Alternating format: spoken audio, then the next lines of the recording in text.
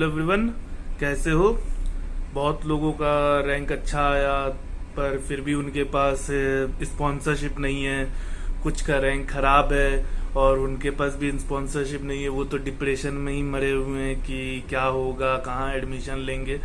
सो आज इस वीडियो में हम तुम लोगों को कुछ ऐसा बात बताने जा रहे हैं जिसको देखने के बाद तुम लोग वो गलती नहीं करोगे जो बहुत लोग पास्ट में कर चुके हैं। जैसे मेरे बहुत सारे फ्रेंड्स हैं जो ये गलती कर चुके हैं। तो आज हम बताते हैं। देखो, अभी जैसे ही तुम्हारा एमयूसीटी रैंक आया, सब कुछ नॉर्मल है। मतलब तुम्हारे पास स्पॉन्सरशिप नहीं है, कोई बात नहीं, फैब बैच में ट्राई कर सकते हो।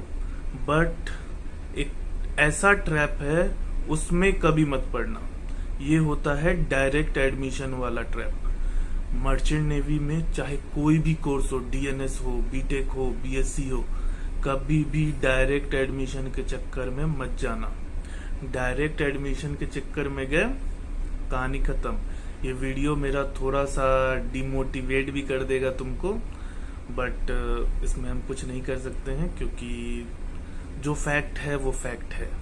तो सबसे पहले देखो, तुमको अगर डीएनएस करना है तो सिर्फ और सिर्फ उसी इंस्टीट्यूट में एडमिशन लो जहां तुमको पहले से स्पॉन्सरशिप मिलके जा रहा है। ठीक है, जहां तुमने खुद से अप्लाई किया है और तुम वहां जाके टेस्ट दिए हो, इंटरव्यू दिए हो। ठीक है, और एक चीज याद रखना, पेड स्पॉन्सरशिप नहीं होना चाहिए। पेड स्पॉन्सरशिप लेते हो तो इसका एक बहुत बड़ा लॉस है। ये भी हम वीडियो में बताएंगे कि क्या दिक्कत आता है इस पेड स्पॉन्सरशिप वाले को। और दूसरा चीज, तुम लोगों को, बहुत लोगों को मेल भी आ रहा होगा, मैसेज भी आया होगा कि इस इंस्टीट्यूट से मेल आया है कि तुम आओ हमारे कंपनी में, मतलब हमारे इंस्टीट्यूट में इंटरव्यू दो और ये कंपनी हमारे पास स्पॉन्सरशिप देने के लिए है।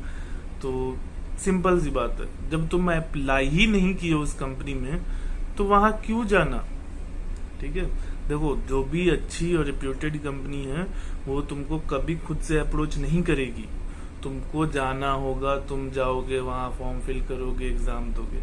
ये तो तुम उसका नाम भी नहीं सुने हो कभी, तुम कभी फॉर्म तो क्या मतलब तुम देखे तक नहीं हो, तुम्हारे पल्ले पड़ा ही नहीं है वो चीज, और उसका मेल आ रहा है तुमको कि तुम आओ हमारे यहाँ, टेस्ट दो, इंटरव्यू दो, हम तुमको स्पॉन्सरशिप देंगे। तो ये कैसे सही हो सकता है। मतलब खुद से सोचने वाली बात है। उसके बाद से दूसरा चीज, एक बहुत भयंकर ट्रैप है।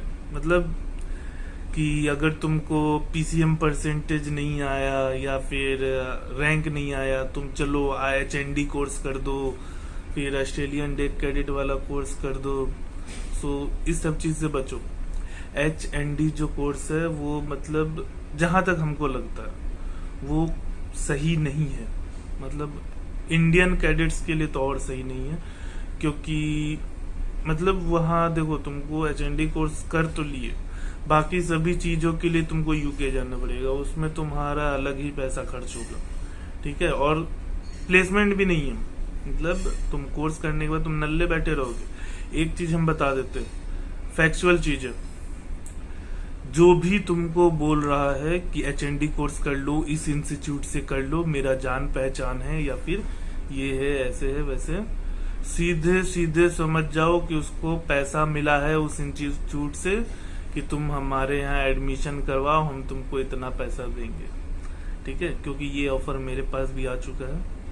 ठीक है, मेरे पास भी इसी टाइप के कोर्स के लिए आया था ऑफर, जिसमें हमको एक एडमिशन के लिए, मतलब एक एडमिशन करवाना था और 75,000 रुपीज का ऑफर था। तो सोचो, मतलब नॉर्मली इतना दे रहे हैं, तो जो लोग प्रमोशन कर रहे हैं, मतलब बार्गेनिंग करने के बाद तो वो 75,000 से 80-90 तक भी गए होंगे। तो खुद सोचो कि जो भी तुमको ये चीज बता रहा है कि ये कोर्स कर लो, वो कोर्स कर लो, वो तुमको बेवकूफ बना रहा है। ठीक है, तो उस चीज में एकदम नहीं पढ़ना, चाहे वो HND हो या फिर ऑस्ट्रेलियन डेक क्रेडिट हो, कुछ नहीं।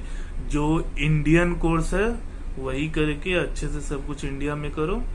ठीक है, और बात रही डायरेक्ट एडमिशन की। डायरेक्ट एडमिशन के लिए बहुत सारे इंस्टीट्यूट हैं जो कि नन आईएम मतलब आईएमयू एफिलेटेड है, नन आईएमयू कैंपस है। ठीक है, आईएमयू कैंपस नहीं है, सिर्फ आईएमयू एफिलेटेड है।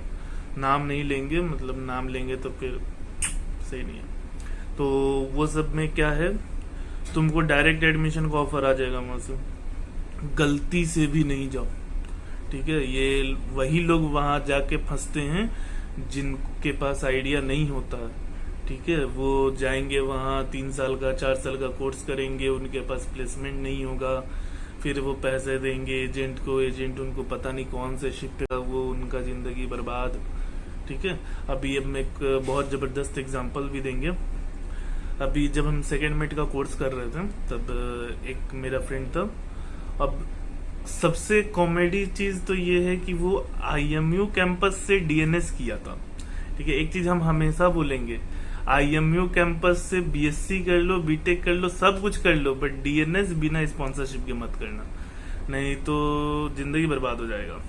ठीक है, वो क्या किया, वो आईएमयू कैंपस चेन्नई से डीएनएस किया, उसके पास स्पॉन्सरशिप नहीं था, प्लेसमेंट नहीं हुआ। वो गया, वो एजेंट को 3 लाख रुपए दे के गया शिप पे, अपना कैडेटशिप पूरा किया। 3 लाख रुपए दे के सिर्फ कैडेटशिप के लिए, मतलब कैडेटशिप करने के लिए 3 लाख रुपए दिया वो। ठीक है, उसके बाद से कैडेटशिप के बाद वो आया, वो कोर्स किया, मतलब अपना सेकेंड मेट फंक्शन का कोर्स, और मेरे साथ ही वो सारा रडार आरपा का कोर्स कर रहा था। फिर एक दिन हमको पता चलता है कि वो जब अपना ये एमएमडी में सारा डॉक्यूमेंट्स सबमिट कर रहा था, तब वहां से एक मतलब ये आ गया, डिफिशियंसी आ गया कि जिस कंपनी से, जिस आरपीएसएल कंपनी के थ्रू वो 18 मंथ का कॉन्ट्रैक्ट कंप्लीट किया है, उसका लाइसेंस कैंसिल हो चुका है। मतलब कि ये जो 18 महीने सेलिंग किया है सारा बर्बाद, मतलब ये काउंट ही नहीं होगा। फिर से वो 3 लाख रुपए दिया और फिर से गया हुआ है सेलिंग पे। ठीक है, तो अब सोच सकते हो कि ये कितना, मतलब कितना डिप्रेसिंग होगा कि तुम 18 महीने की जगह 36 महीने का कैडेटशिप करो। ठीक है, और वो भी बार बार पैसे देके। तो इसीलिए बिना स्पॉन्सरशिप और कोई ऐसे जगह मत जाओ जहां पर प्लेसमेंट ना हो। ठीक है, और बस यही चीज है, मतलब इस चीज को ध्यान रखो। रैंक तुम्हारा चाहे कैसा भी हो, अच्छा हो या खराब हो, 2000 रैंक हो, 4000 रैंक हो, 10,000 रैंक हो, फैब बैच के लिए ट्राई करो।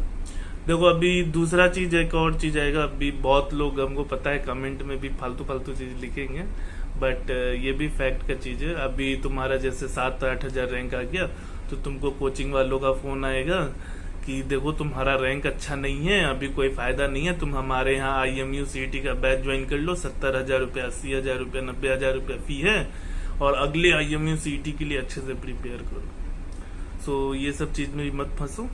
तुम्हारे सामने पहले फैब बैच है, फैब बैच के लिए अच्छे से प्रिपरेशन करो। फैब बैच में नहीं होता है तब जाओ नेक्स्ट आईएमयू सीईटी के लिए।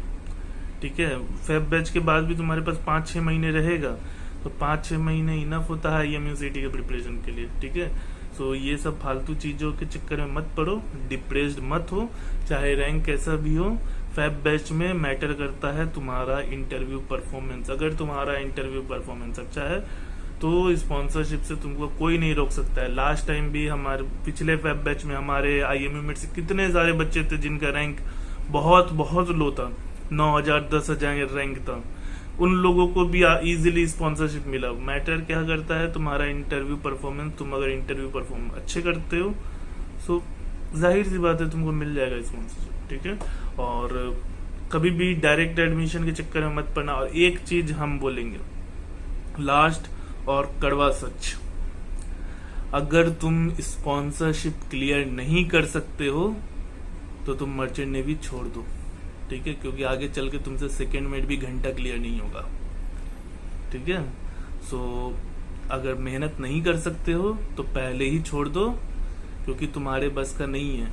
और जो पेड स्पॉन्सरशिप लेके जा रहे हैं वो तो छोड़ ही दे, वो आगे चल के 3 साल बाद 4 साल बाद रोएंगे, कहीं कहीं सर पटक पटक के रोएंगे। अभी हम एक नेक्स्ट वीडियो में दिखाएंगे, मतलब शेयर करेंगे कि क्या होता है ये जो डायरेक्ट एडमिशन वालों होते हैं और पेड स्पॉन्सरशिप वाले होते हैं, इनका फ्यूचर।